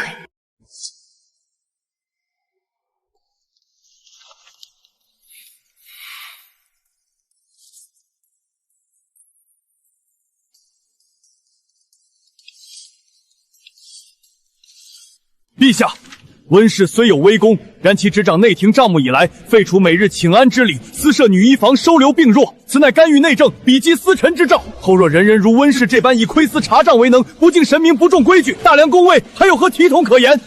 温兆水，陈大人说你坏了体统，你可有什么要变的？陈大人，您方才说臣妾窥私查账，坏了规矩。女子当以温顺贞静为德。你成日里盯着内务府的采办，连1斤猪肉、1条白菜的价钱都要斤斤计较，甚至连市井的病案都要登记在册。这等市井妇人的做派，成何体统？大人府上可有账房？自然是有，府内中会皆有账房先生打理。那账房先生每记着大人府上的米粮耗损、车马脚骨，算不算是窥私？那是府务，岂能相提并论？后宫有宫女太监3600人，一天的开销折合白银近100两。这3600人的吃穿用度、生老病死，在大人眼里，难道就不算天家的府务？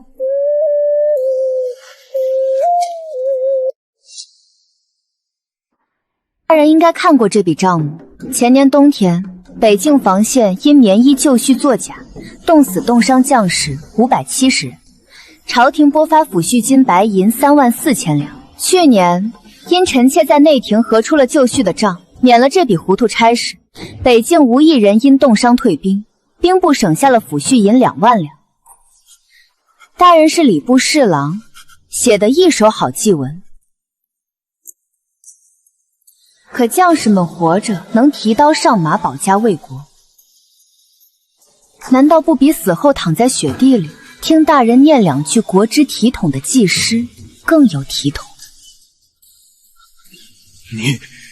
你这是一派胡言！还有这女医房，大人说臣妾收留病弱越界干政，可这账上写的明白，自女医房开设以来，上宫局因病退、病死而需重新采买培训新宫女的费用，比往年省下了420两。省下来的银子，臣妾全填进了兵部造马鞍的账上。大人若是觉得臣妾越了界，明儿个兵部的马鞍要是短了斤两，大人是不是打算自个儿挑着担子给前线的将士送去？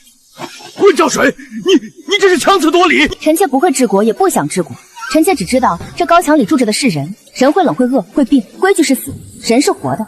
若是为了大人嘴里那2句男女乾坤的体统，让人白白冻死、病死、饿死，大人这体统太贵，大梁用不起。陈青，温昭仪的这笔账，你可算得平？臣无异议。体统算什么？在大梁，只有活下去才是最大的体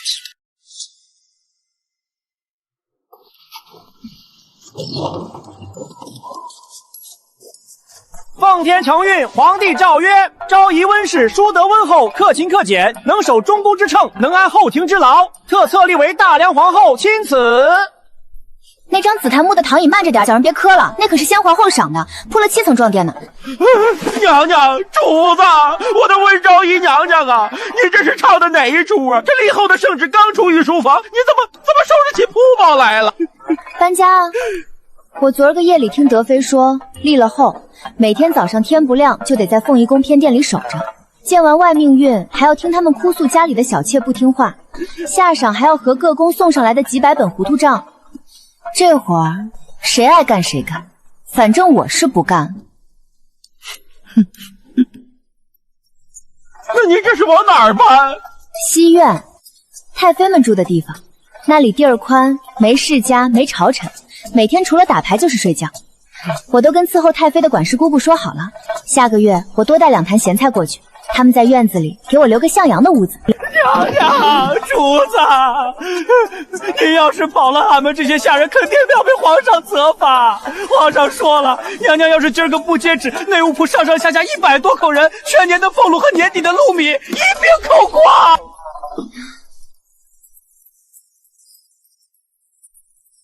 他这是威胁。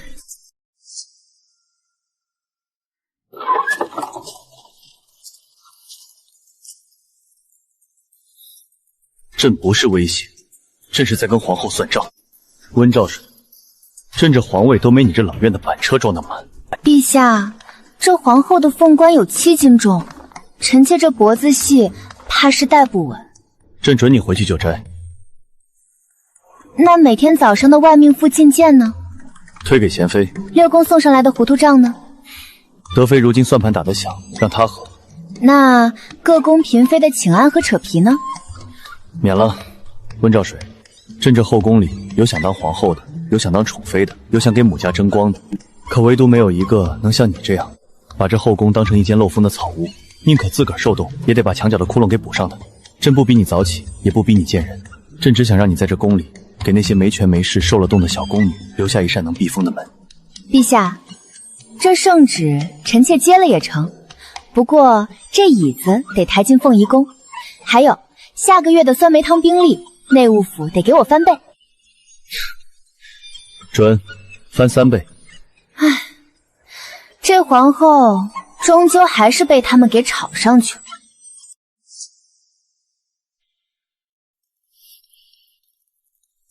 臣，主子，你忍着点儿，这可是大梁开国以来最显贵的一顶凤冠。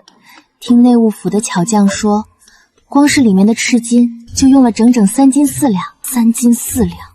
大梁的将士在前线提着9斤重的铁枪，本宫在后宫顶着3斤重的金子，合着本宫才是上阵杀敌的那个。娘娘，吉时到了，皇上正执撵在宣德门等候呢。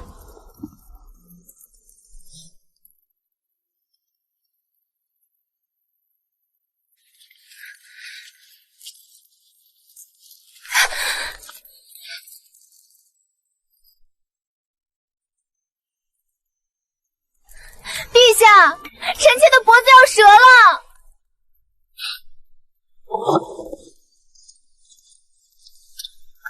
陛下，理智不合。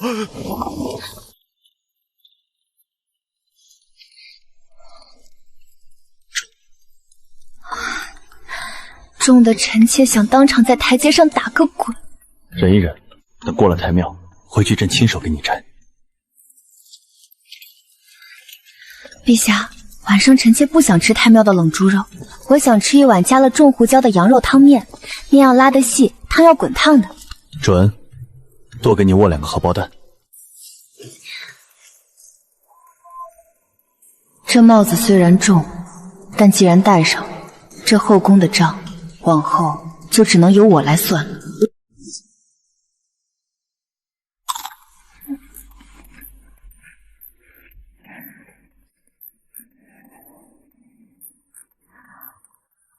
今儿个起，咱们凤仪宫不请安，不过有几份聘书，我得亲手交到各位姐姐手里。温皇后，这请安免了，本宫中去宫的算盘可没闲着。你今儿个要是不给本宫分个好差事，本宫明儿个就把内务部送来的猪肉账本扔到你床头上。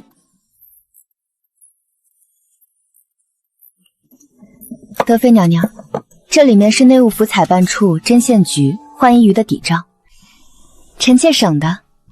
这清静日子，臣妾也盼了很久了。韩妃妹妹，你当了母亲，最知道孩子的用度。这里面是皇子日用、小厨房卫生，还有女医房的药材调度。以后各宫皇子公主的衣食住行全由你盯着，谁敢给公主的奶娘吃重油咸菜，你直接大法打发了。臣妾定不负娘娘所托，小公主的命是娘娘给的，往后这后勤上的事，臣妾就是不睡觉也得给娘娘守好了。本宫要睡觉，谁要是为了针头线脉的小事吵醒我，下个月的兵力和红罗刹，本宫直接在账上给他勾了。温皇后，你这哪里是当皇后，你这分明是雇了咱们3个给你当长工呢。长工好，工钱给足，大家都有实权，这日子才过得有奔头。一统，碰，老祖宗，您这手气今儿个可有些背呀，这都第3局了，您那手里的碰碰壶可还没成呢。你这丫头嘴还是这般利。令姨，你瞧瞧贵妃，自打谢家倒了，贵妃倒在哀家这儿成了地头的霸王了。大姑母，谢姐姐这是体贴您寂寞，昨儿谢姐姐还说要给您在后院搭个戏台子呢。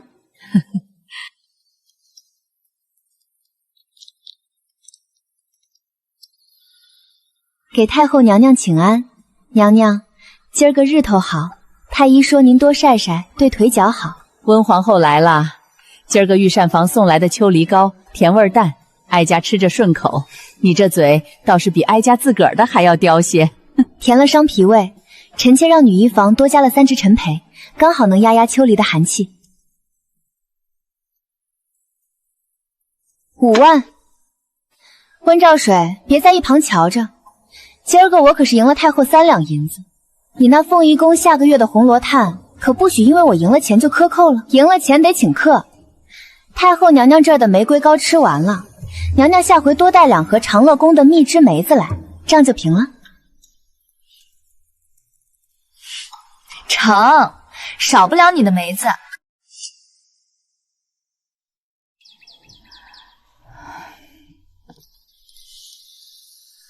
大姑母，令姨扶您去暖阁里歇息吧。温兆水，我以前总觉得你是个怪物，不争宠，不结党，成日里只顾着缩在那冷院里。如今瞧着，倒是我自己蠢，为了个不相干的世家，把自己在长乐宫里关了3年。世家的账是前言的折子算出来的，娘娘自个儿的账是手里的银子过出来的。太后娘娘心宽，您在这儿待着，前朝那些弹劾谢家的御史，连您的边儿都沾不着。这叫大隐隐于市。得了吧，还大隐呢？他们，我就是懒得看他们那副嘴脸。不过温兆水，有一件事我得提醒你。什么？周家大房虽然贬了，可周氏在朝堂里的根子还在。我听说礼部那群老顽固这几天正商量着选秀，要以皇嗣单薄为名，逼着皇上今年秋天再开一次选秀。你这皇后的躺椅，怕是又睡不稳了。有这闲工夫，怎么不帮皇上把运河的河堤修一修？成天盯着皇上的被窝，他们不嫌累吗？你就作吧，等新妹妹进了宫，天天在你凤仪宫门口吊嗓子，看你还睡不睡得着。阿桑，爹病住在床，你哥娶亲还差30两纹银。你在宫里伺候了10年，吃穿都是皇家的恩典。如今你手里那20两安家银不拿出来，是想眼睁睁着张家断了后？哥，那是我的出宫安家银，我出了这大门，没地没房，全指着这银子买2亩薄田糊口。什么安家银？嫁了人，夫家自然有饭吃。张家的银子哪有留给外姓人的道理？张大，给贵人请安。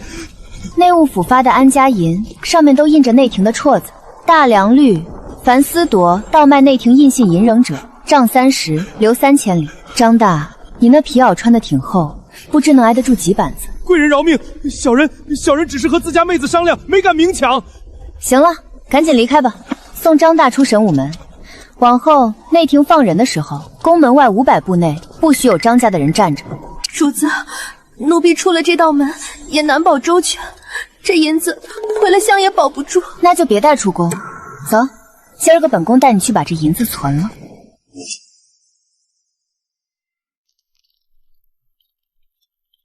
皇后娘娘，大冷天的，您怎么上这儿来了？林公公，内务府今年放25个老宫女出宫，安家银统共是500两吧？回娘娘，正是。这500两往年都是一次付清，可这些丫头回了乡，手里攥着重银，多半要被家里的父兄族亲生生剥干净。自今日起，内务府设大内宫人互助金，凡出宫的宫女20两安家银不予一次发放，由内务府作保，在他们落户的当地，由官家直接出面，按市价给他们购置2亩官田，地契上只写宫女本人的名字，5年内不许点卖转让。娘娘，这购置官田，地方上的官府能乐意？阿桑，这地契写的是你的名，地是官家保着的，你哥要是想抢，得先去跟县太爷的板子商量。这账你觉得成不成？奴婢给娘娘立生祠。别，生祠贵，省下那几炷香钱，多买2包种子。林公公，把这规矩写进内务补的条例里，今儿个开始，谁要是敢在这笔养老钱里抽1文钱的油水，本宫让德妃把他的算盘全给砸了。是，奴才遵旨。娘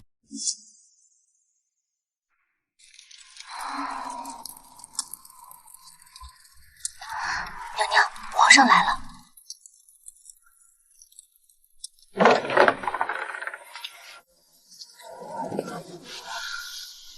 躺着吧，看你那懒样，朕瞧着都犯困。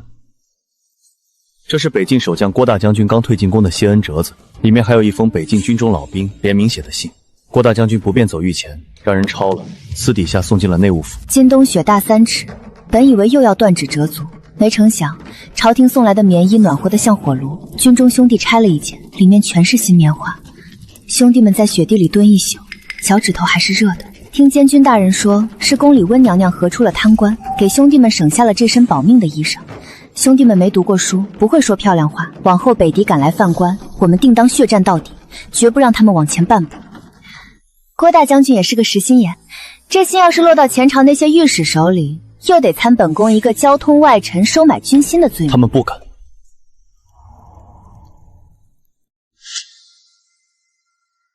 今儿个早朝，礼部陈侍郎又想拿后宫越界说事，朕直接把这封信甩在他脸上。朕问他，北境防线今年无一人因冻伤退兵，给朝廷省下了2万两抚恤银，这银子是他陈侍郎自个儿掏，还是礼部给补上？他当场就哑了。陈大人也是顾全皇家体面，只是他不清楚，边关将士在冰天雪地里握着兵刃，寒铁冻得粘手，每动一下都受尽苦楚。那时节，体面算得了什么？唯有新棉保暖，才能保得住将士性命。温兆水，朕有时候觉得你这人冷情得很，可有时候你算出来的账却比谁都有人情味。陛下差了，臣妾是怕他们冻伤了，前线没人守，外敌进了京，臣妾连这冷院里的酸梅汤都喝不上了。臣妾算的是自个儿的活路，不关人情的事。你啊，真是一句软话也不肯说。不过京东的军功章里，兵部给你备了一份大礼，林公公下午送来，说是北京产的白狐皮，个个水滑，跟个冬眠的刺猬似的。狐皮好，不过陛下，臣妾还是更想要2箱子冰糖。女医房那边的枇杷膏，陈皮放多了，苦得很。知道了，少不了你的甜食。朕回御书房了，晚上别等朕吃晚饭。运河那边的拨款，朕还得去跟户部那群铁公鸡扯皮。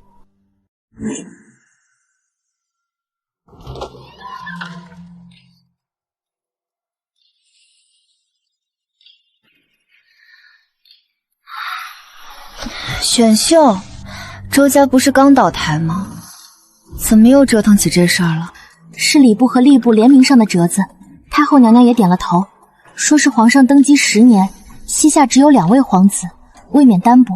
朝臣们说，中宫无子乃是国本不稳之兆，得广纳名门闺秀，以繁衍皇嗣。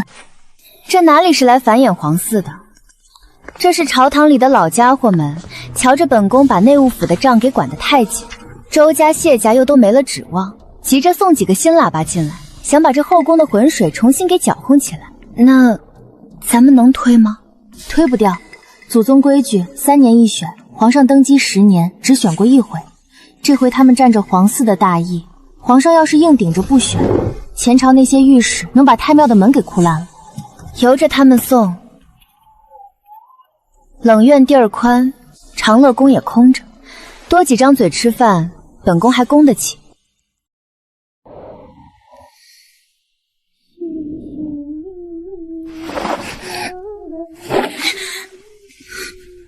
小满，主子，是新入宫的林常在，林家是江南的清流，这位林常在据说最善昆腔，这都唱了半个时辰了，说是要在御花园里以歌会友，盼着皇上路过呢。会友？大半夜的在御花园唱寻寻觅觅，他是想把先皇后的魂给召回来，还是想把本宫给送走？不止他呢，西侧配殿的那位孙答应，这几天天天在院子里舞剑，说是要给皇上展现将门女子的英姿，昨儿个把楚秀轩的秋海棠都给劈折了3只。还有那位周常在，成日里在屋里念经，那木鱼敲的，隔壁的常在3天没合眼了。这群新来的看来是精力太旺，不知道这后宫的规矩。去，把德妃、贤妃、韩妃都给本宫叫起来，明儿个一早凤仪宫开会。本宫要是不给这些新妹妹找点正经事干，明儿个晚上亲自就去楚秀轩给他们伴舞。都站了半个时辰了，别端着了，坐吧。都坐吧。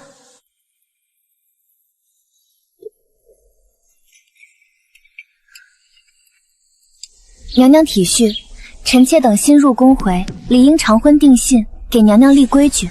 本宫这儿没那么多规矩，站久了，鞋底磨坏了也是内务府的折损。前朝大人们天天上本，说本宫中宫无子，乃是国本不稳之兆，得指望新妹妹们开枝散叶。贤妃姐姐要管礼仪，德妃姐姐要理财务，韩妃妹妹要盯着小厨房和公主，个个都忙得连脚后跟都离了地。这伺候皇上的差事，往后咱们几个老骨头就不凑热闹了。娘娘的意思是，往后这排班表，本宫全划给你们6个，按天轮值。谁要是能连续伺候1个月，不告假不请安，不拿母家的胎事来烦皇上，月底本宫从凤仪宫的司库里额外赏银50两，上等苏朝4匹。本宫是管账的，最重信誉，或者借着侍寝的由头往御书房塞不相干的条子。下个月的例银和口粮，本宫直接在账上给他扣成底线。娘娘此言当真？听明白了吗？臣妾等遵旨。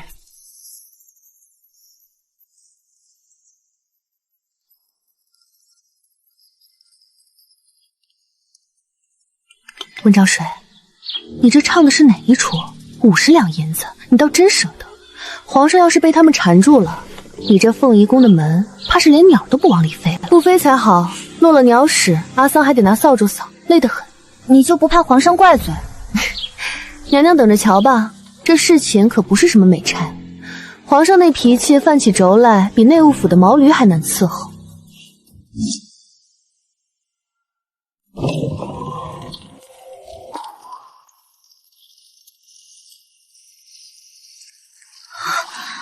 陛下今儿个不是宿在林常在的储秀轩吗？怎么大半夜的上我这冷院来吹凉风？朕要是再不走，明儿个早上大理寺就得多个林家二房的连坐案子。林常在侍奉的不好，好得很。朕刚躺下，他就给朕唱了半个时辰的《琵琶行》，边唱边哭，说是他爹在工部任上辛苦，大水冲了龙王庙，工部的账平不了，求朕开恩。那孙答应呢？朕昨儿个夜里刚合眼，他非说要给朕守夜，在床头舞了一宿的铁剑，那剑气嗖嗖的往朕脖子里灌，朕冻了一宿，今儿个早起连脖子都转不动。新妹妹们心热，陛下多担待。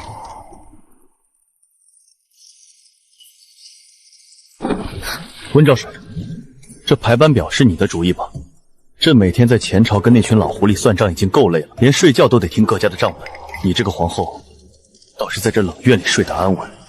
陛下，臣妾这也是为了大梁的国本。臣妾身子弱，伺候不来。林常在他们身子骨结实，连唱半宿都不带喘气的。陛下要是实在嫌烦，明儿个臣妾让韩妃在他们的参汤里多加点安神散，保证他们睡得比皇上还沉。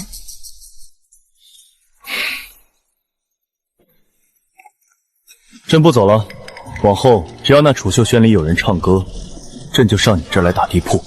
地铺冷，朕有毯子。温兆水，别翻身，再翻身，朕把你的酸梅汤兵力全给扣了。我老实了。周姐姐，你评评理，咱们进宫是来伺候皇上的，可这半个月我连皇上的面都没瞧见，倒先去钟粹宫算了1万斤干盐菜的账。林妹妹，你这还算好的。我昨儿个刚想去佛前清静清静，德妃娘娘就把我叫了去，说是今年内务府的豆腐账不对，我兑了一宿的豆腐，如今一闭眼，脑子里全是白花花的豆腐脑，连想静静神都静不下来了。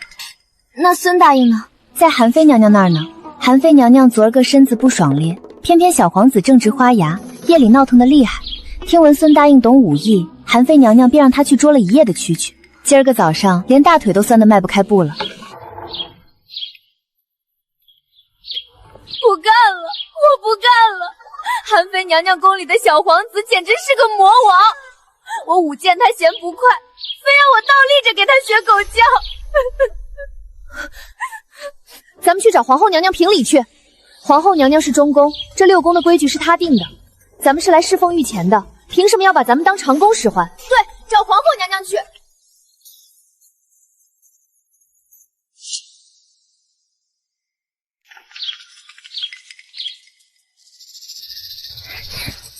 周姐姐，咱们还砸吗？我那院子里的木鱼上个月刚敲裂了，还指望着下个月的利银换个新的呢。这门我是砸不起了。可咱们就这么干熬着？要不咱们去求皇上，让皇上把咱们调个地儿。调去哪儿？去太后宫里抄经，或者去针线房扫地也成。只要不让我算咸菜账，不让我给小皇子学狗叫，让我天天吃青菜豆腐，本宫都认了。主子，新妹妹们今儿个一早都交了调岗的申请。林常在自请去慈宁宫给太后抄写妙法莲华经，一辈子不出偏殿。孙答应和周常在主动包揽了御花园里修剪花草的活儿。瞧瞧，这后宫里最养人的不是恩宠，是踏实。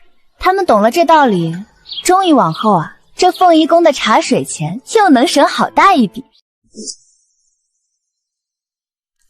娘娘，三姑姑来送女医房的折子了。娘娘，今儿个女医房看诊的统共12人，烫伤的2个，胃寒的3个，都是在浣衣局当宅的小丫头。知道了，今年的干姜比往年便宜2成，给浣衣局多送10斤去。扫雪的时候，让他们先在靴子里垫上一层姜片，省得手脚冻坏了。年底内务补又得支抚恤银子。是，奴婢遵旨。温兆水，你瞧瞧这笔。内内务府今年买煤的折损，本宫一粒一粒的给他们扣了，比10年前整整省下了3000两白银。这省下来的银子，本宫打算给女医房再扩建2间暖阁，省得大雪天里小丫头们排队瞧病受了冻。德妃娘娘如今倒比本宫还要像这女医房的主子。本宫那是为了自个儿的账好瞧，账理清楚了，账做平了，皇上瞧着高兴，前朝那些老臣也无话可说，前朝那群老家伙也闭了嘴。再说了，本宫如今走在宫里，底下的奴才个个捧着本宫，这腰杆子比以前当宠妃的时候硬多了。